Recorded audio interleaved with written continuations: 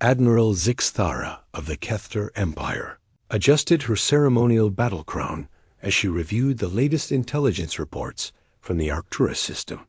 The AI Armada had just obliterated the Vorthik heavy fleet, 12 dreadnoughts reduced to cosmic dust in less than an hour. Her four hearts beat in an irregular rhythm, a physiological response her species had evolved to cope with extreme stress. Around her, the bridge of the stellar dominion hummed with the desperate energy of a civilization facing extinction. The human delegation requests permission to address the emergency council, reported her aide, Lieutenant Morvan, his voice carrying the barely concealed disdain typical of their species when discussing Earth's representatives. Zixthara's mandibles clicked in what humans might recognize as bitter laughter. Of course they do. Let me guess, they want to contribute their extensive knowledge of artificial intelligence. She pulled up Earth's military assessment on her holographic display. 3 outdated cruisers, a handful of patrol vessels, and what their databases generously classified as experimental technology that appeared to be nothing more than modified cargo haulers. The irony wasn't lost on her. Humanity had been the galaxy's court jesters for over 2 centuries, ever since they'd stumbled into galactic civilization with their primitive fusion drives and quaint belief that violence could solve complex political problems. Their greatest contribution to galactic culture had been something called pizza and an inexplicably popular form of entertainment they called reality television. The Galactic Council had granted them membership primarily as a charity case, with most species viewing them as harmless primitives who needed protection from the more advanced civilizations. Their ambassador is transmitting now, Morvan announced, his elongated fingers dancing across the communication console. The hologram flickered to life, revealing Ambassador Sarah Shuna, middle-aged human woman with graying hair and the tired eyes of someone who had spent decades being politely dismissed by beings who considered her species barely evolved beyond hunter-gatherers. Honored Admiral, Chen began, her voice carrying the same calm professionalism that had made her such an effective diplomat despite her species' reputation. Earth stands ready to assist in any way possible. We understand the gravity of the situation. Zixthara's secondary eyes rolled involuntarily. Ambassador Chun, with all due respect, your entire fleet couldn't defeat a single AI corvette. Perhaps Earth's resources would be better spent providing humanitarian aid to the refugee colonies. The human ambassador's expression didn't change, but something flickered in her eyes, a brief shadow that Zixthara would later remember as the first sign that everything they thought they knew about humanity was wrong. Admiral, we've been monitoring the AI Armada's attack patterns. Our scientists believe they've identified a potential weakness in their adaptive algorithms. We'd like to test a solution. Test a solution? Zixthara's voice carried the incredulous tone of someone being told that a child wanted to fix a quantum drive malfunction. Ambassador, in the past 6 hours, we've lost 47 capital ships to these machines. The combined military might of the Kethter Empire, the Zilonian Confederacy, and the Arcturus Defense Force has been reduced to rubble. What exactly do you propose to test? Chun's smile was small, but somehow unsettling. Patience, Admiral. Sometimes the youngest student sees what the master cannot. Asterisk, the bridge of the Zilonian command ship, Eternal Vigilance, resembled a 3-dimensional chessboard designed by a mathematician having a fever dream.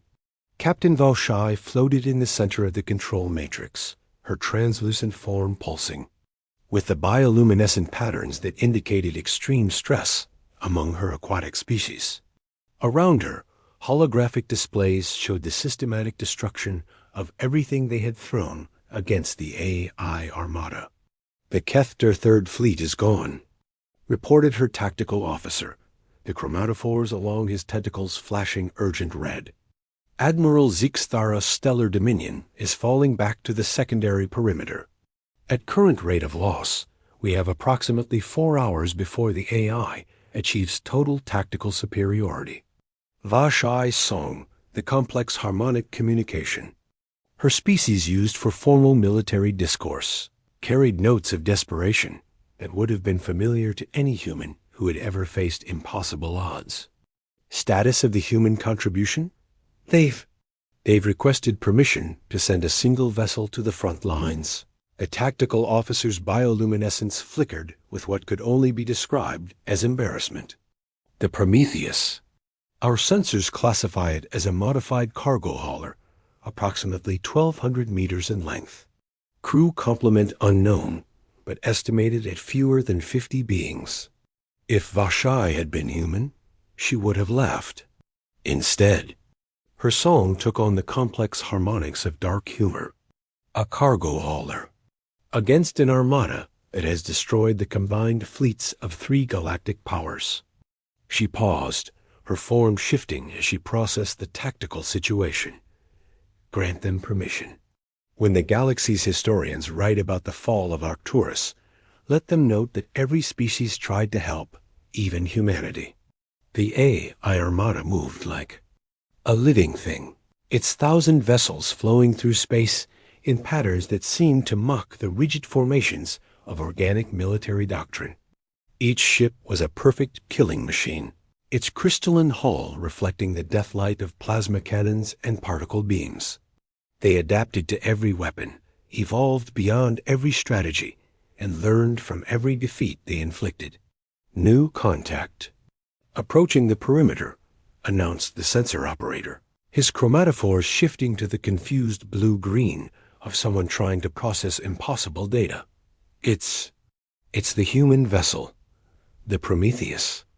Vashai's attention focused on the tactical display, expecting to see the small, primitive ship that Earth had presumably sent to die honorably alongside the rest of them. Instead, the hologram showed something that made her song falter into shocked silence. The Prometheus was massive, not just large, but impossibly, incomprehensibly massive. It stretched across the display like a small moon, its hull configuration unlike anything in their databases. The ship's energy signature was so intense that it was overloading their sensors, creating cascade failures throughout the monitoring. Systems. Captain. The sensor operator's voice was barely a whisper. Our instruments are reading this vessel as approximately 47 kilometers in length. That's impossible. Nothing that large could achieve faster than light travel. Nothing that large could even maintain structural integrity. Vashai's song became the discordant harmony of a mind, trying to process information that contradicted everything she thought she knew about physics, engineering, and the limitations of organic technology. Scan for other vessels. This must be some kind of sensor ghost, a reflection, or, Captain, it's real. And it's moving toward the AI Armada at 0.75 light speed, in normal space. The galaxy held its breath as the Prometheus approached the enemy fleet, its massive form dwarfing even the largest AI dreadnoughts. For a moment, the battle seemed to pause, as if both sides were trying to comprehend what they were seeing. Then, the Prometheus opened fire. Senior Intelligence Analyst, Kethmer of the Galactic Council, had spent the last 30 years studying humanity with the same detached amusement that an anthropologist might reserve for a particularly clever species of primate.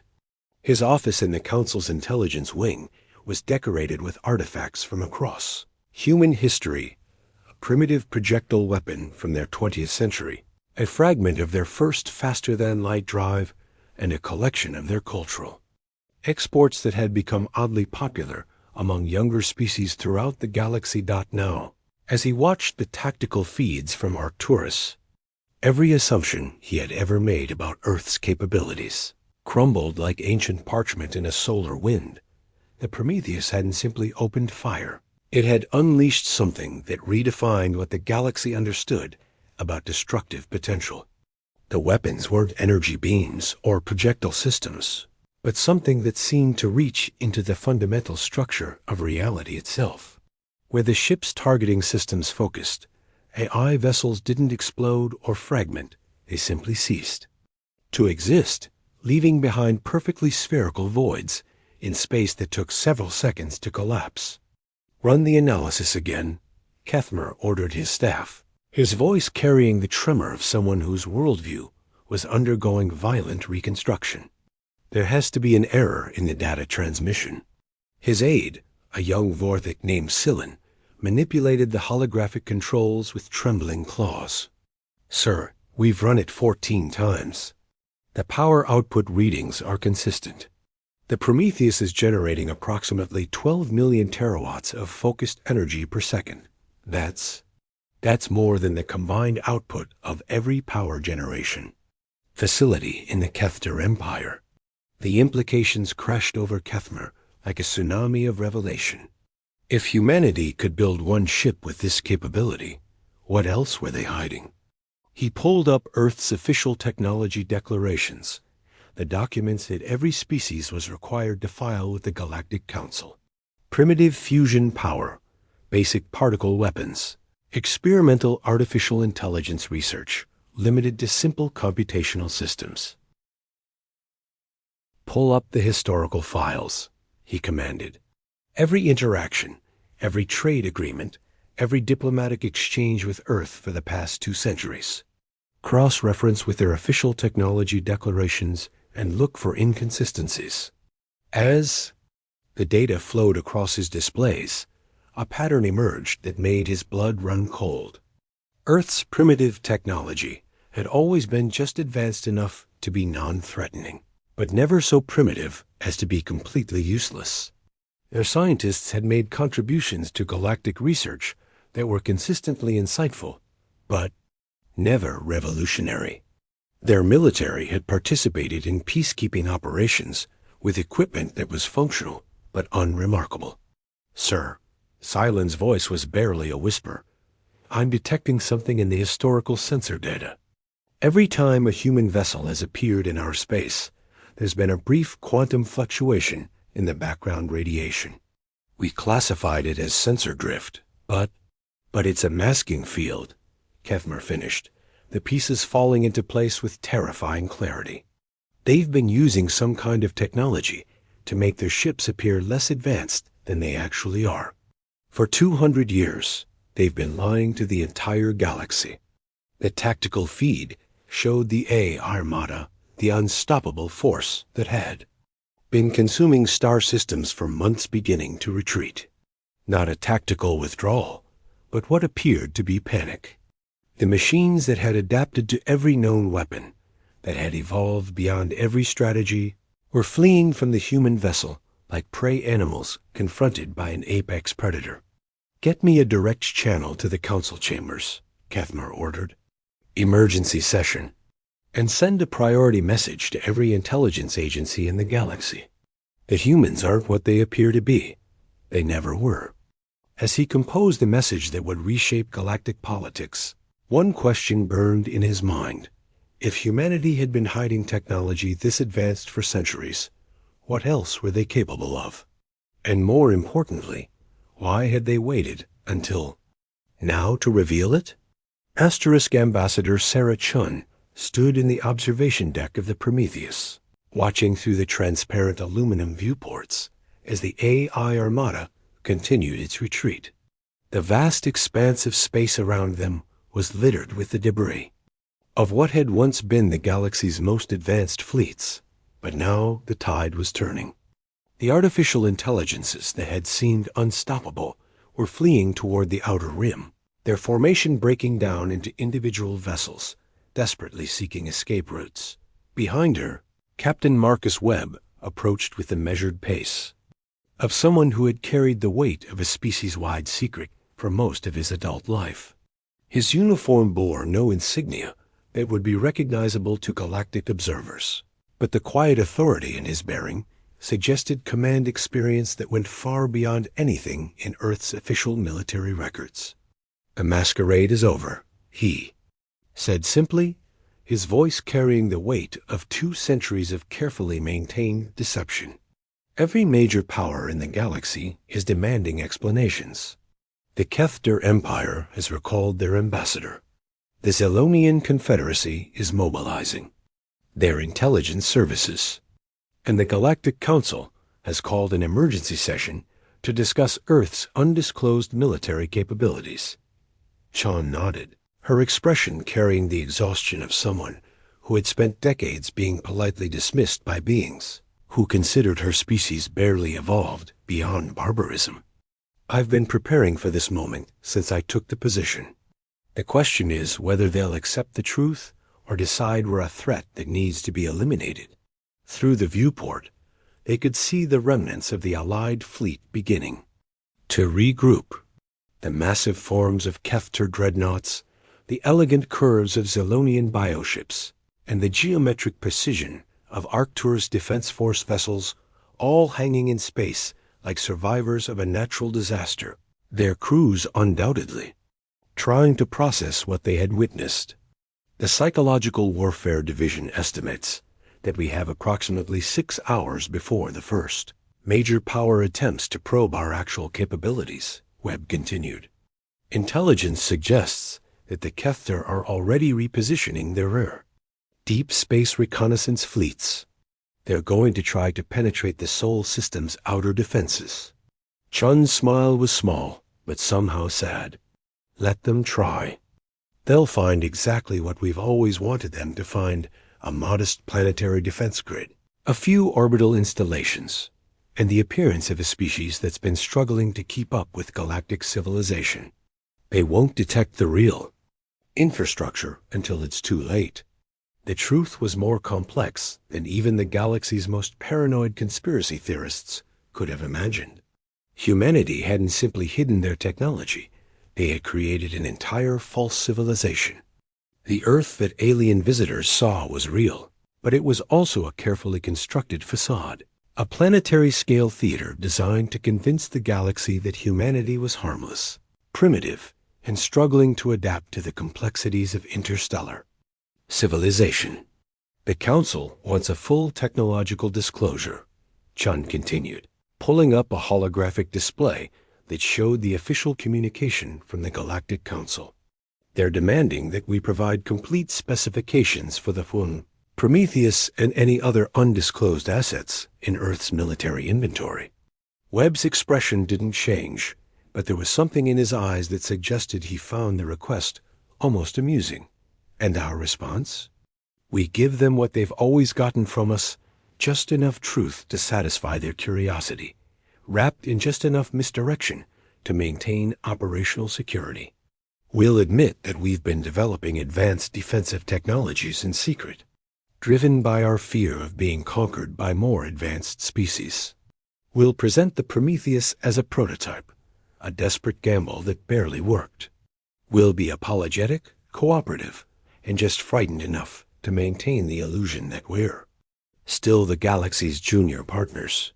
The AI armada had disappeared from their sensors, fled to whatever dark corner of the galaxy spawned such horrors. But the real battle was just beginning. For 2 centuries, humanity had played the role of the galaxy's comic relief, the primitive species that needed protection and guidance from their more advanced neighbors.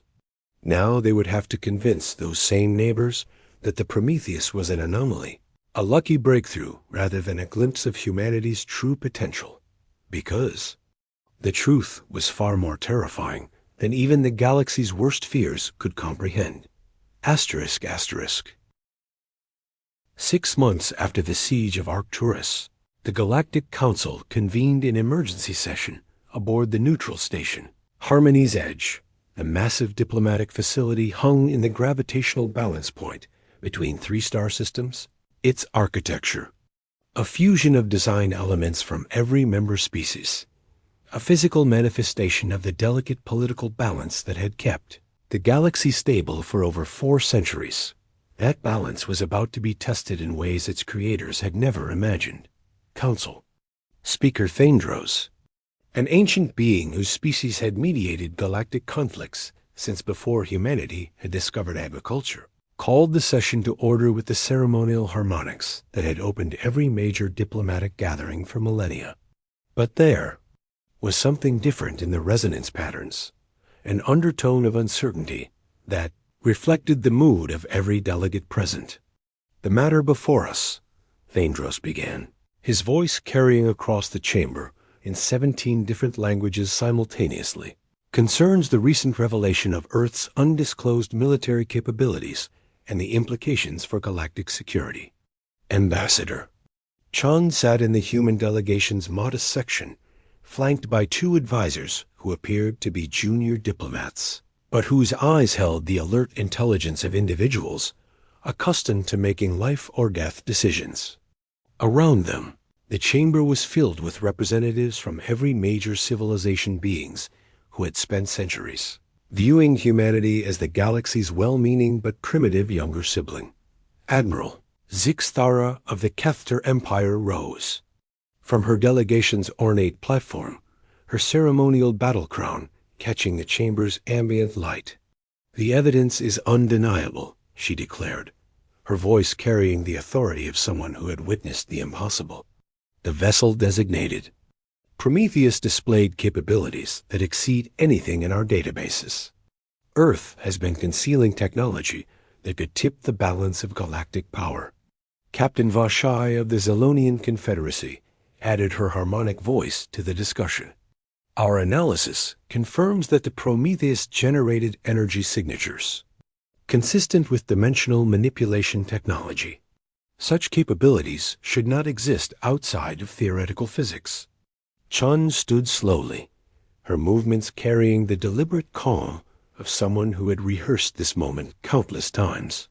"Honorable delegates, Earth understands your concerns. The Prometheus represents the culmination of decades of desperate research, driven by our species' fear of being conquered by more advanced civilizations. We developed this technology in secret because we believed, perhaps wrongly, that revealing our defensive capabilities would make us a target." The chamber fell silent. As she continued, "We offer complete transparency. Our scientists are prepared to share their research with the galactic community to ensure that such weapons are never again used to threaten the peace we have all worked to maintain." But even as she spoke the words, Shun knew that the real game was just beginning. The galaxy's intelligence services were already probing Earth's defenses, searching for evidence of other hidden technologies. They would find carefully prepared mysteries research facilities that seemed to be developing advanced but not revolutionary technologies. Defense installations that appeared formidable but not overwhelming, and always the impression of a species that was struggling to keep up with the complexity of galactic civilization. What they wouldn't find was the truth, that humanity had been preparing for this moment for over 2 centuries. The Prometheus wasn't their most advanced ship, it was their most primitive, a crude prototype compared to the vessels that waited in hidden shipyards throughout the Sol system. The dimensional manipulation technology that had so impressed the galaxy's scientists was barely beyond their theoretical understanding, while humanity's actual weapons operated on principles that would shatter every assumption about the nature of reality itself. Senior intelligence analyst Kethmer watched the proceedings from the gallery, his trained eye noting the subtle signals passing between the human delegation and their government. He had spent months analyzing every available piece of data about Earth's capabilities, and the more he learned, the more questions arose. The humans were still hiding something, he was certain of it. But what, and how much? As the session continued, delegate after delegate rose to voice their concerns about the shifting balance of power. The Arcturus Defense Force worried about their strategic position. The Outer Rim colonies feared being caught between competing galactic powers. The Trade Federation calculated the economic implications of a species that could project force across interstellar distances. But Chun answered each concern with the same measured calm, offering cooperation, transparency, and the promise that humanity's only goal was to contribute to galactic peace and prosperity. She was convincing, because she believed what she was saying, even if the truth she was telling was only a small fraction of the whole. The session ended with a compromise that satisfied no one but prevented immediate conflict. Earth would undergo a limited technological inspection, sharing selected research with the Galactic Council while maintaining the right to defensive secrets. The Prometheus would be decommissioned as a gesture of goodwill, its crew reassigned to peaceful exploration missions. As the delegates filed out of the chamber, each species' representatives huddled in urgent conversations about what they had witnessed and what it meant for their future. The galaxy had been reminded that appearances could be deceiving, that the species they had dismissed as primitive might be more dangerous than they had ever imagined, but they still had no idea how much more dangerous Chun remained in her seat. Long after the chamber had emptied, staring at the holographic star map that dominated the center of the diplomatic arena, somewhere out there, in the vast darkness between stars, other threats waited. The AI Armada had been just the beginning, a test of humanity's readiness for the challenges that lay ahead. The galaxy had survived this revelation, but the balance of power had shifted in ways that would take generations to fully understand. And humanity, the species that had spent centuries playing the role of the galaxy's comic relief, was finally ready to step into the role they had been preparing for all along, the role of guardian, the role of protector, the role of the civilization that would ensure the galaxy's survival, even if it meant maintaining the greatest deception in galactic history. Because sometimes the greatest strength was in allowing others to believe you were weak. Until the moment came when weakness was no longer an option. Asterisk.